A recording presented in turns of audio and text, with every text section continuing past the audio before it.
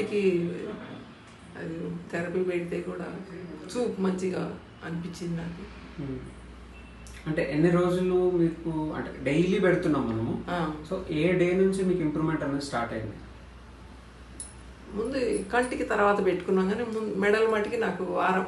First మనకు pain అంటే ఇక్కడికి వచ్చేప్పుడు కంటికి తగ్గ తెలీదు, మీకే తెలియదు, మీకు తెలీదు. నేను చెప్పాను కానీ నాకు మేజర్ గా భుజాలు నొప్పులు అనేవి మనకు మెయిన్. కంట అంటే అద్దాలు పెట్టుకున్నా కూడా మెయింటైన్ చేయొచ్చు. సో నొప్పులతోటి ఇంత దూరం రావాలంటే ఓపిక చనిపోతుంది. సో మీరు డైలీ ఆ ఫస్ట్ నొప్పులు తగ్గించుకోవాలన్నట్టు 5 బాల్ ప్రొజెక్టర్ నొప్పులకు పెట్టాం. నొప్పులు తగ్గాక ఓకే నొప్పులు తగ్గాయి కదా కంటికి పెడదాం ఇప్పుడు అన్నట్టు స్టార్ట్ చేసాం కంటికి. సో కంటికి పెట్టిన ఎన్ని రోజులకి తగ్గింది, మీకు ఎలా అంటే ఎన్ని రోజుల తర్వాత ఏం అబ్జర్వ్ చేస్తున్నారు మీరు? ఒక వారం తర్వాత అబ్జర్వ్ అంటే దూరం నుంచి చూస్తే వాళ్ళు కనిపిస్తారు. అక్షరాలు కూడా టీవీ కాడ కూర్చుంటే కూడా వాళ్ళ వార్తలు అటువంటి అర్థం లేదు, అసలు చూడలేకపోయేదని మసరంగా ఉండేది. ఇప్పుడు అర్థం లేకుండా కూడా టక్కున చూసి తర్వాత అద్దాలు తీసుకొని క్లియర్గా ఇంకా నీట్గా కనిపిస్తుందని ఒక వారం రోజుల్లో ఒక వారం నాకైతే నమ్మకం దొరికింది.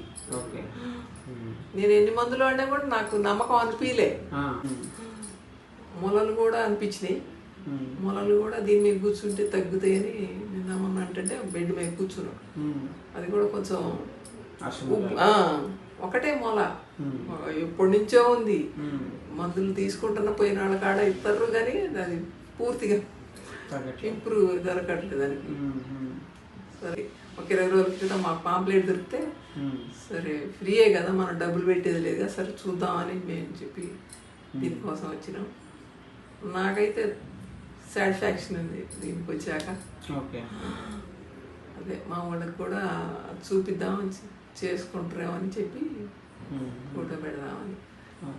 వాళ్ళకి కూడా వెరికోసు లాగా వచ్చినాయి. ఆ వెరికోసు కూడా కరిగింది నాకు. ఇటు కూర్చోలేకపోయేదాన్ని వెరికోసు ఉంటే నరం అసలు అంత బాధ అనిపించేది. కారులో కూర్చొని ప్రయాణం చేస్తానే కూడా ఇది ఒక పక్క లాగేది నరం. కారులో పోయిన సుఖం ఉండకపోయేది. ఏమోలే వస్తున్నాం పోతున్నాం ఇది ఇంతేనేమో ఈ జన్మ అనుకోను నేను. పూర్తిగా తగ్గుద్ది అనుకోలేదు. ఇప్పుడు హ్యాపీగా ఉన్నా, ఇప్పుడైతే పర్వాలేదు హ్యాపీగా ఉన్నా.